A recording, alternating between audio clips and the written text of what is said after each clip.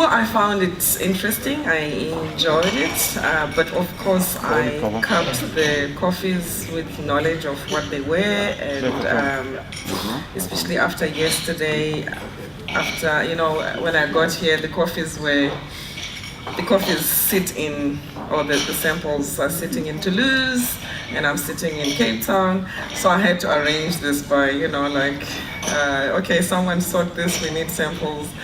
And they got here, and then yesterday I went to see at Roast Coffee, and one of the coffees, when I saw the coffee, clearly they did not use the best. So it's going to be interesting, your comments. It wasn't the best of cherries, I think. So I had to sort a lot. So, so I hope today they came out. Hopefully it's interesting for me to hear from you.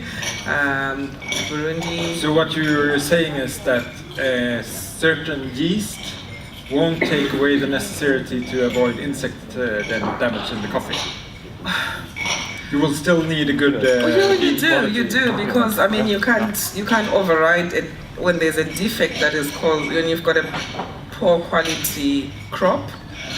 You can't expect the yeast to now do miracles, but hopefully we'll see. In some cases it can improve slightly, but it's not going to turn it into a very big coffee. But talking about that and the different qualities of coffee, the change in Robusta quality that you have seen in your tests. Yeah. What's your theory on why that difference is so much higher? Is it the yeast that's natural in the areas you grow Robusta compared to Arabica, or? No, I think it's a combination of processing and of course the yeast. And the variety itself. I think there's more to that. We still need to understand why there is a big jump when you compare to Arabica. I think in general, Arabica is being processed very, very well. A lot of effort gets put into the processing of specialty coffees, the Arabicas, and in a way, I think the Robustas don't get that much attention. So when you do then use the same processing technique, then you do see a much bigger variation, I think. But we think there is something to do with that variety vis-a-vis after inoculation and the quality improvement. But we don't quite understand it yet, so I don't want to say it is, I would rather have scientific evidence to confirm that before I put that out. I guess most of the coffees that we are working with in the roasters in this room is maybe 84 and up, or even 85 or 86 and up. Have you done tests with that quality and seen any changes? Yes, we have. And when you have an already really good coffee, you do get a maybe same quality or an improvement of maybe 2 points, if or 3 points. Sometimes really, but 4 is hard when you're already playing in a very. However, what we get is a variation in the aroma profiles that you get. So people that are already playing in that space are interested in using yeast as a tool, not necessarily to get bigger than 90 that they're already getting, but to get a variation of the aroma profiles that then diversify their portfolio and offering. And I guess going from 85 to 87 points can mean $1 or $2 per kilo extra. So exactly, which is a huge improvement. Before we look at the results we have behind us, we got one question on how much yeast. Yes. Because you're selling this yeast. If I'm a farmer in Guatemala and I call you and say, what does that cost me? Okay, it's going to cost you about 28 cents US dollars per kilo of green beans. Okay. Yes, 28 to. That's expensive grams of yeast. That's true. I'm not saying it's cheap, but when you consider that if you're going to use it and if you're going to get that increase of $1 or $2 on your price that you get, I think it's worth it at the end of the day. And there is value for, I think, those people that are applying it, and we're seeing more and more people really they try, and then when you see them come by again, you know that they've seen a positive impact, and they see the value in the product. So we are hoping that, of course, at the end of the day, that the buyers can see the difference, and if they see the difference, they can also put the money where their mouth is to support the farmer who is invested, because it's an investment for him and or her, and if you can see the difference in the quality and you can also sell it at a higher price, that's good for everyone. Okay, so let's look at the results here. What are we looking at? Okay. All right. So sorry, I just need to find my list of. We have a winner. What. Yes, it looks like we number 2? How many had number 2 as a favorite? Yeah. Okay. So I'll tell you now what is what. So I'll start with number 1. So number 1, 2, and 3, those are coffees from Burundi. They are, coming from an altitude of about 1,900 meters above sea level, and this is a red bobo, fermented. The number 1 is a control, so they did not inoculate yeast. They already make a really good coffee, and you can see it's coming out really good. I like it also. And number 2 is yeast, and in this case it's Sima. We have 3 strains, so Sima, Intenso. So those 2 are commercial yeast that we have on the market, and the interesting point really is that did you perceive differences, and either you like them or you didn't, and that's for me the interesting point. It's not really about which coffee scored more, but at least if you manage to see the difference, then I think you see the point that I was trying to make with the presentation. Is there anyone that wants to share how you perceive the difference between the 3 different first coffees?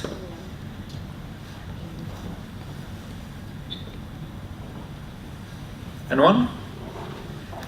You are cuppers, right? Ben, I'll give you a mic. I could just say Wait. I didn't take very detailed notes, but I found the second one to be a more slim mouthfeeling, a little more winey acidity. Okay. Third cup, I thought it was more ripe, coating mouthfeeling. Cup 1, it was quite acidic, and it was a fruity cup. So, yeah. There we go. So more in like the mouthfeeling and acidity. Okay. Yeah. Everyone agree? No, everyone doesn't have to agree. No. Yeah. I see some nodding heads here. Yeah. Okay, so if we move from the Burundi coffees, the next coffee, which is really from number 4 to number 9, it's the same coffee that you tasted with different processing techniques. The first 3, that was fermented at 12-hour fermentation, and they stopped, they washed, and they dried. The next 2, which is number 4 and 5, those were fermented for 36 hours and then washed and dried. 1 has got no yeast, so number 4. Number 4, where's number 4? That's D, right? Yes. It's got no yeast inoculation, and number 5 has got yeast inoculation. What I would like to also say about this coffees, I did already say that I had to sort them through, so it was not a very good quality crop to start with. So, and also it's a 2017 coffee, and it would be interesting, obviously, to see, it's interesting to see that those coffees did still come out really okay-ish. Beyond that, when you go to number 5, number 6, 7, and 8, those were all fermented at 12 hours. I'm interested to see number 6 and number 9. So number 6 is what? 8, 1, 2, 3, 4, 5, 6. F and I. Those two are actually the same yeast, but different batches fermented. So it's interesting. One came out better than the other one, significantly. How number 9 there? Was Yes. that a longer fermentation? You said No, no. it was just 2 different lots. Okay, so that we do see some so you do variation see some between variation between those lots. and that's even though you have here controlled yeast. Yes. Right? Yes. Because I would guess that that's one of the point is to have less variations between That's true. day to day. That's true, but you're looking at an 80, it's almost a 2-point difference, which is significant, and a 1.8 difference, which is significant, I think. But the good thing is you didn't get a 75 and an 80 with the same one, I would think. Beyond that, what else did we have? It's interesting. Some of the strains are not necessarily commercialized, but they're interesting strains that we did trials with. Have you like reached the point where you can say, okay, do you want to increase the acidity or do you want to increase the chocolatey notes or the body? You should use this strain or. Yes, we are. In fact, we are more on the if you've got a geisha, which yeast should you rather use because of the profiles, because you don't want to change it too much, the profile, or so we are more at that level. Of course, we need more work to go into, and also so when you're looking at those acidity, citrusy flavors, yes, we can recommend one over the other. If you're looking to just get your varietal characteristics without necessarily significantly altering your flavor profile, but getting what is in the fruit. Because remember, what you're getting out needs to exist for starters. If it's not there, the yeast is not going to start making it. So the yeast is just helping you reveal what your cherries, your cherries have within them by either converting and releasing them, those aromas. It's like roasting a bit.